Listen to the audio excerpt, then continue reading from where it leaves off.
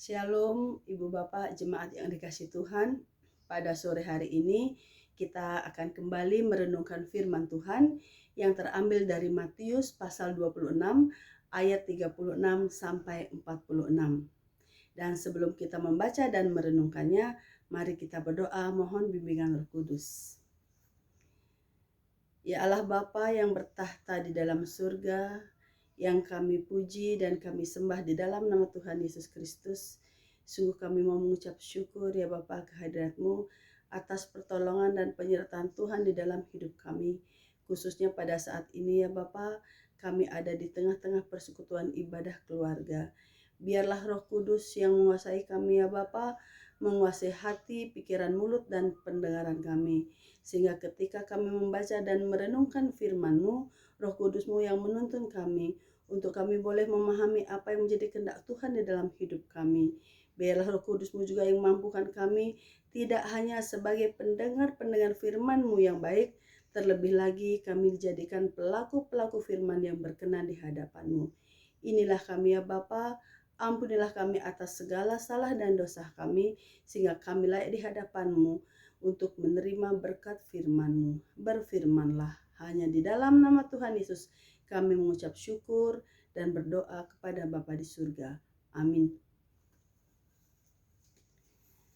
Kekasih-kekasih Tuhan, kita akan membaca firman Tuhan sore hari ini yang terambil dari kitab Matius 26 ayat 36 sampai 46 yang mengatakan, maka sampailah Yesus bersama-sama murid-muridnya ke suatu tempat yang bernama Getsemani. Lalu ia berkata kepada murid-muridnya, duduklah di sini sementara aku pergi ke sana untuk berdoa. Dan ia membawa Petrus dan kedua anak Zebedius sertanya. Maka mulailah ia merasa sedih dan gentar. Lalu katanya kepada mereka, hatiku sangat sedih seperti mau mati rasanya. Tinggallah di sini dan berjaga-jagalah dengan aku. Maka ia maju sedikit lalu sujud berdoa, katanya, ya Bapakku, jikalau sekiranya mungkin, biarlah cawan ini lalu daripadaku. Tetapi janganlah seperti yang kukehendaki, melainkan seperti yang Engkau kehendaki. Setelah ia kembali kepada murid-muridnya itu dan mendapati mereka sedang tidur, dan ia berkata kepada Petrus, tidakkah kamu sanggup berjaga-jaga 1 jam dengan aku?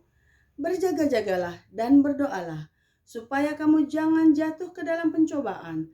Roh memang penurut, tetapi daging lemah. Lalu ia pergi untuk kedua kalinya dan berdoa, katanya, ya Bapakku, jikalau cawan ini tidak mungkin lalu, kecuali apabila aku meminumnya, jadilah kehendak-Mu. Dan ketika ia kembali pula, ia mendapati mereka sedang tidur, sebab mata mereka sudah berat. Ia membiarkan mereka di situ lalu pergi dan berdoa untuk ketiga kalinya dan mengucapkan doa yang itu juga. Sesudah itu ia datang kepada murid-muridnya dan berkata kepada mereka, tidurlah sekarang dan istirahatlah. Lihat, saatnya sudah tiba bahwa anak manusia diserahkan ke tangan orang-orang berdosa. Bangunlah, marilah kita pergi, dia yang menyerahkan aku sudah dekat. Demikianlah firman Tuhan. Ibu Bapak kekasih-kekasih Tuhan Yesus Kristus, pada sore hari ini renungan kita diberi tema doa bukan saja kata tapi kesediaan. Ibu Bapak kekasih Tuhan, ketika kita mendengar kata doa atau berdoa bukanlah sesuatu yang baru, yang asing bagi kita. Karena kata doa, berdoa ini adalah kata-kata yang sudah mendarah daging bagi kita orang percaya. Mendarah daging artinya bahwa doa itu tidak bisa terpisahkan dari kehidupan kita anak-anak Tuhan yang beriman kepada Tuhan Yesus Kristus. Bagaimana tidak? Karena doa bagi orang percaya adalah nafas. Kalau tidak bernafas berarti tidak ada kehidupan. Jadi doa adalah nafas kehidupan orang beriman. Jadi kalau kita tidak berdoa, tidak ada kehidupan dalam Tuhan Yesus Kristus. Doa juga alat komunikasi dengan Tuhan agar kita lebih mengenal Dia. Dan dalam diam kita berbicara dengan Tuhan. Dan di dalam diam, dengan menundukkan kepala, memusatkan pikiran, kita memuji kebesaran dan keagungan nama Tuhan. Dengan doa kita mengaku segala dosa kita. Dengan doa kita menaikkan segala harapan dan permohonan kita. Apalagi ketika kita ada di dalam suatu pergumulan, suatu kegelisahan, suatu kekhawatiran. Khususnya pada saat ini kita hidup berdampingan dengan COVID-19. Kita hidup di tengah-tengah penyebaran pandemi COVID-19. Begitu banyak doa yang kita panjatkan di tengah-tengah ketakutan kita. Begitu banyak doa syukur yang kita panjatkan.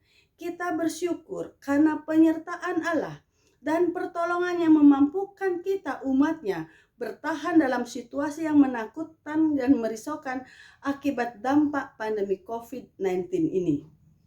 Doa permohonan pun kita panjatkan, doa harapan agar kuasa ganasnya pandemi yang memporak-porandakan kehidupan manusia hampir di seluruh dunia segera dipatahkan dan berlalu dari kehidupan kita.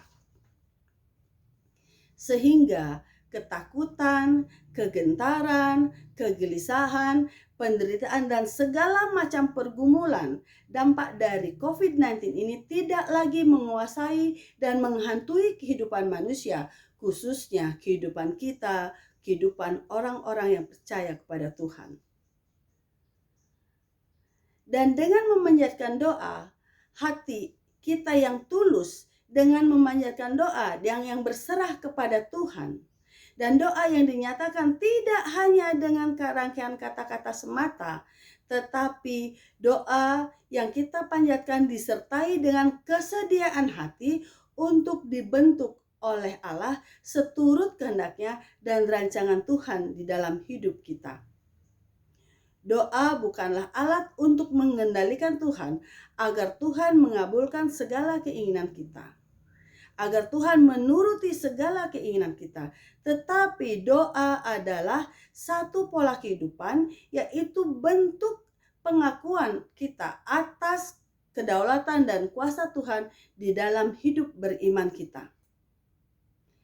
Ibu Bapak jemaat yang dikasihi Tuhan Yesus Kristus, peristiwa di Taman Getsemani adalah gambaran doa sebagai bentuk kesediaan hati yang mengakui kekuasaan Tuhan dan benar-benar bersedia menjadi seturut dengan kehendak Tuhan. Dalam kesedihan dan kegentaran hatinya, di dalam kesusahan hatinya, Tuhan Yesus berdoa kepada Bapanya, mengakui otoritas Bapanya, dan ia mau tetap setia dengan kehendak Bapanya. Sungguh pun kengerian atas penggenapan karya keselamatan menghadang di hadapannya. Dan pada renungan kita pada saat ini di ayat 37, Yesus dikatakan ia sangat sedih dan gentar. Ia sedih dan gentar akan murka Allah atas kuasa dosa yang akan ditanggungnya. Untuk itu Yesus sudah sangat menyiapkan dirinya, di mana ia bersama-sama muridnya yang mendampinginya menuju suatu tempat di Taman Getsemani. Dan ia memisahkan dirinya untuk mengambil kesempatan, mengambil waktu untuk berdoa. Persiapan Tuhan Yesus untuk menghadapi segala kengerian yang dihadapannya adalah dengan berdoa. Dan di ayat 36 dan 37 menggambarkan bahwa berdoa adalah kekuatan yang mampu menenangkan diri Tuhan Yesus sendiri untuk melawan kejamnya kuasa dosa. Hal berdoa ini yang ditunjukkan oleh Tuhan Yesus kepada murid-muridnya, sayangnya tidak bisa direspon dengan baik oleh para murid. Ketidakpekaan murid-murid Yesus ini sama dengan mengabaikan perkataan Tuhan yang menjadi ciri khas dosa itu sendiri. Ketidakpekaan murid-muridnya diperjelas lagi pada ayat yang ke-38 dan 39. Betapa murid-muridnya sangat-sangat tidak peka, di mana pada ayat ini dikatakan jelas bagaimana Tuhan Yesus berdoa dalam kesedihan dan kegentarannya, menanggung murka Allah. Tetapi murid-muridnya justru tertidur mengabaikan Tuhan Yesus. Sikap murid-murid Tuhan Yesus ini adalah gambaran umat Tuhan, gambaran kita yang seringkali dengan sadar atau tidak sadar mengabaikan peringatan-peringatan Tuhan. Secara umum, ketika kita ada dalam suatu kesedihan, ada dalam suatu ketakutan, ada dalam suatu kegentaran dan kegelisahan serta kesusahan, kita tidak serta-merta melihat bahwa hal ini adalah sebagai bentuk peringatan bahwa ada waktu yang wajib kita sediakan bagi Tuhan untuk menyikapi segala pergumulan ini dengan berdoa dan berkomunikasi dengan Tuhan. Tetapi ya apa yang kita lakukan? Kita malah bersibuk-sibuk, larut dalam kesedihan. Kita bersibuk-sibuk mencari penyebab dari pergumulan itu. Dan kita sibuk mencari orang yang bisa disalahkan atas pergumulan kita. Dan kita sibuk mencari pembenaran. Dan lebih parah lagi, kita mengandalkan kekuatan diri. Kita mencari orang-orang yang kita anggap mampu membantu kita. Yang kita anggap mampu memberi solusi kepada kita. Kita tidak lagi bersandar kepada Tuhan. Dan ini sungguh bahaya bagi kita. Karena solusi dari orang-orang yang kita anggap mampu membantu kita adalah solusi yang semu. Ini akan membuat kita mencari kekuatan-kekuatan di luar kekuatan Allah. Dan Allah sendiri sudah menjanjikan kekuatan itu yang akan dianugerahkan kepada kita ketika kita mau berdoa. Ibu Bapa yang dikasihi Tuhan Yesus Kristus, begitu hebatnya kekuatan doa. Sehingga pada ayat berikutnya, pada ayat 41 sampai 46 renungan kita menyatakan bahwa Yesus kembali berdoa kepada Bapanya untuk yang kedua kalinya dan untuk ketiga kalinya. 3 kali Tuhan Yesus berdoa agar cawan yang melambangkan penderitaan itu dan kesengsaraan yang sangat mengerikan itu berlalu daripadanya. Tetapi Yesus memilih taat, setia, dan rela minum cawan itu seturut dengan kehendak Bapanya, agar karya keselamatan bagi penebusan dosa umat manusia menjadi genap dan ada pendamaian dari Tuhan untuk umatnya yang telah terpisah oleh karena kuasa dosa. Ibu Bapa jemaat yang dikasihi Tuhan, di dalam kesedihan dan kegentarannya, Yesus meminta muridnya, yaitu Petrus, Yakobus, dan Yohanes, yang mendampinginya untuk ikut serta berdoa. Berjaga-jagalah dan berdoalah. Itulah perkataan Tuhan Yesus yang sekaligus merupakan perintah kepada para muridnya kembali untuk berjaga-jaga dan berdoa. Tetapi kembali pula murid-muridnya ini tidak merespon dengan baik apa yang Tuhan Yesus perintahkan karena mereka tertidur. Di saat Yesus bergumul dalam doa, murid-muridnya terlelap dalam tidurnya. Padahal murid-murid Yesus, terutama Petrus, berkomitmen untuk sangat setia kepada Yesus. Kalau kita baca dan kita lihat di perikop sebelumnya di ayat 30 sampai 35 kita melihat bagaimana dengan percaya dirinya Petrus menyatakan kesetiaan yang bersumpah setia kepada Yesus. Tetapi kata-kata Petrus ini teruji di Taman Getsemani. Roh memang penurut, tetapi daging lemah. Ini adalah peringatan yang sangat jelas oleh Tuhan Yesus kepada murid-muridnya bahwa betapa rentan dan rapuhnya daging, betapa rentan dan rapuhnya daging untuk terseret dalam kuasa dosa. Begitu mudahnya dan begitu lemahnya daging dijerat oleh dosa. Makanya, mengapa Tuhan Yesus memerintahkan kepada muridnya untuk berdoa dan berjaga-jaga? Tidak lain adalah untuk membentengi diri dengan kekuatan dari doa itu sendiri. Doa tidak hanya kata-kata yang terucap kepada Tuhan sebagai permohonan, tetapi dalam setiap kata itu harus ada kesediaan hati kita untuk taat dan setia kepada kehendak dan perintah Tuhan. Doa tanpa tindakan sama dengan iman tanpa perbuatan. Tidak ada kesungguhan hati, tidak ada kesungguhan diri untuk bersandar dan mengakui kedaulatan dan kuasa Tuhan dalam hidup kita. Doa tanpa perjuangan adalah kesia-siaan. Dan perjuangan tanpa doa adalah kehampaan. Artinya, setiap kita berdoa, hati kita harus benar-benar tertuju kepada Tuhan sebagai pusat doa. Dan kita diingatkan untuk selalu waspada terhadap berbagai kemungkinan yang bisa saja terjadi. Tantangan dan pergumulan bisa saja menghantam kita setiap saat. Tetapi kalau kita sudah membentengi diri kita dengan kekuatan dari doa, setidaknya kita tidak sampai terkapar. Karena masih ada kekuatan yang menopang kita, karena kita sudah berjaga-jaga dan mempersiapkan diri kita untuk segala kemungkinan. Karena doa, Tuhan memberi kita kekuatan untuk terus melangkah dalam penyertaan kasih-Nya yang pasti dan setia. Sekali-kali kita tidak akan pernah menyepelekan kekuatan dan kuasa doa, sebab ada tertulis, doa orang benar bila didoakan sangat besar kuasanya. Dan siapakah orang benar itu? Orang benar itu adalah kita, umat pilihan Allah, anak-anak Tuhan yang dibenarkan oleh kasih karunia Allah karena penebusan dalam Kristus di kayu salib. Ibu bapak, kekasih-kekasih Tuhan, sebagai umat yang telah menerima kasih karunia Allah dengan cuma-cuma, marilah kita setia dalam doa dan pengharapan. Berjaga-jaga akan setiap pencobaan yang menghadang kita tanpa kepastian.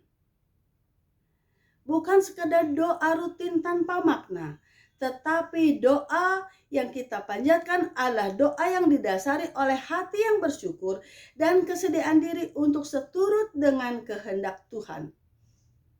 Doa yang kita panjatkan tidak hanya untuk kekuatan diri kita, tetapi juga kita mau mendoakan orang lain, agar orang-orang di sekitar kita, orang-orang yang kita doakan merasakan kekuatan kasih Tuhan dan mempunyai kesediaan hati untuk menerima penyertaan Tuhan dan membiarkan Tuhan yang bekerja dalam hidup mereka.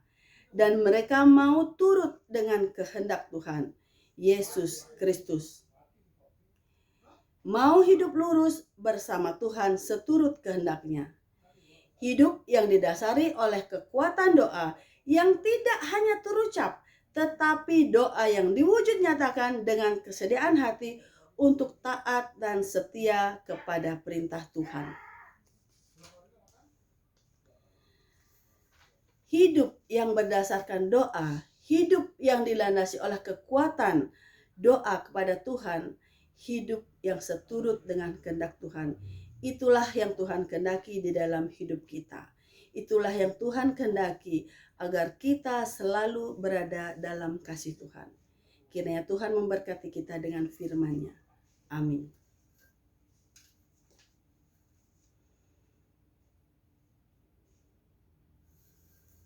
Ibu bapak yang dikasihi Tuhan, kita akan naikkan syafaat kita berdoa kepada Tuhan. Mari kita berdoa. Puji syukur dan terima kasih Tuhan atas firman Tuhan yang baru saja boleh kami terima di dalam hidup kami. Terima kasih atas lawatan firman-Mu, karena firman-Mu selalu menguatkan kami, mengingatkan kami, menuntun kami untuk selalu berjalan lurus bersama Tuhan. Oleh firman-Mu kami diingatkan untuk selalu mengandalkan Tuhan dan bersekutu dengan Tuhan melalui doa-doa yang kami panjatkan setiap saat kepadamu. Dengan doa kami mengaku akan kedaulatan mutlak Tuhan di dalam hidup kami. Dengan doa kami mengaku segala salah dan dosa kami. Dengan doa kami mohon pengampunan atas kedegilan hati kami. Dengan doa kami memanjatkan segala permohonan dan pengharapan kami. Dengan doa saat ini kami mau membawa kekasih-kekasih hati kami yang saat ini ada dalam kelemahan tubuh, dalam keadaan sakit, dalam masa perawatan dan serta pemulihan. Kiranya Tuhan berkenan melawat kekasih-kekasih kami, hati kami ini, dan memberkati setiap usaha, sarana prasarana, makanan, minuman, obat-obatan, perawatan para medis, dan terlebih lagi pendampingan keluarga. Biarlah Tuhan yang memberkati itu semua sehingga kesembuhan yang sempurna berasal daripadamu. Dengan doa kami mohon berkat bagi seluruh jemaat GPIB Kasih Karunia Badung beserta seluruh pelayanannya. Berkati kami dengan kesehatan, berkati kami dengan kekuatan hikmat, akal budi, dan kebijaksanaan. Tuntun kami untuk selalu hidup seturut dengan perintah-perintah-Mu, hidup seturut dengan kehendak-Mu. Biarlah kuasa Tuhan yang menopang kami, menopang hidup kami, dalam situasi pandemi COVID-19 ini. Biarlah Tuhan yang menguatkan kami untuk ada di dalam pergumulan. Kiranya Tuhan yang selalu menjaga kami dan memberi kami kekuatan, memberi kami iman yang teguh, agar kami terbebas dari ketakutan, kegelisahan, kekhawatiran atas segala pergumulan dan derita yang kami hadapi oleh karena dampak dari kekejaman pandemi COVID-19 ini. Ya Tuhan, kami serahkan segala pergumulan kami ke dalam tangan kuasa kasih-Mu. Dan dengan doa kami mohon penyertaan Tuhan bagi anak-anak kami yang saat ini dalam masa pendidikan dan kenaikan tingkat. Keterbatasan yang dihadapi anak-anak kami saat ini, biarlah itu merupakan proses dan tidak mengganggu proses belajar mengajar anak-anak kami. Biarlah Tuhan itu tidak menjadikan anak-anak kami berputus asa dan mengeluh. Biarlah anak-anak kami semakin bertumbuh dengan baik. Dan justru dengan keadaan seperti ini membuat anak-anak kami semakin menghargai waktu yang Tuhan sediakan. Dan tetap semangat belajar untuk mewujudkan cita-cita mereka yang hanya untuk memuji dan memuliakan nama Tuhan. Dengan berdoa kami membawa pergumulan jemaat-Mu GPIB Kasih Karunia Badung dalam usaha mewujud nyatakan sarana untuk beribadah, membangun gedung gereja yang Tuhan izinkan. Kami mengucap syukur ya Allah atas pertolongan dan penyertaan Tuhan yang setia yang ada dalam setiap proses perwujud nyataan pembangunan gedung gereja ini. Kiranya kasih karunia Tuhan yang menjadikan semuanya ada dan menjadikan semuanya terkabul dan mewujud nyatakan kerinduan kami di hadapan Tuhan. Kami juga mau berdoa bagi orang-orang di sekeliling kami, tetangga kami, lingkungan masyarakat di mana kami Engkau tempatkan, di mana kami berada. Ya Tuhan, kiranya Tuhan yang memberkati mereka seperti Tuhan memberkati kami saat ini.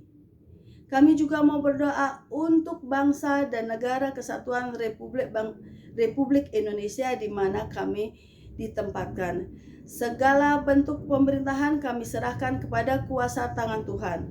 Oleh kuasa-Mu, Engkau akan memampukan pemerintah bangsa dan negara kesatuan Republik Indonesia ini menjadi pemerintahan yang adil dan bijaksana, yang mengayomi seluruh lapisan kepemerintahan dan seluruh lapisan masyarakat di dalam kesatuannya.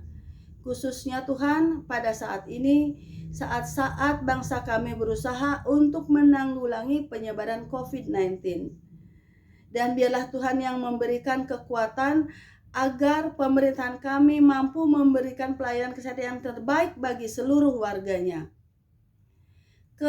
Ketersediaan vaksin dan seluruh proses vaksinasi dan setiap orang yang Tuhan pakai yang terlibat di dalam prosesnya ini, Tuhan berkati. Inilah doa dan syukur kami dan permohonan kami yang jauh dari sempurna, yang kami naikkan dan kami panjatkan hanya di dalam nama Tuhan Yesus Kristus yang mengajar kami berdoa yang sempurna. Bapa kami yang di surga, dikuduskanlah nama-Mu. Datanglah kerajaan-Mu, jadilah kehendak-Mu di bumi seperti di surga. Berikanlah kami pada hari ini makanan kami yang secukupnya, dan ampunilah kami akan kesalahan kami, seperti kami mengampuni orang yang bersalah kepada kami. Dan janganlah membawa kami ke dalam pencobaan, tetapi lepaskanlah kami daripada yang jahat. Karena Engkaulah yang empunya kerajaan dan kuasa dan kemuliaan sampai selama-lamanya. Amin.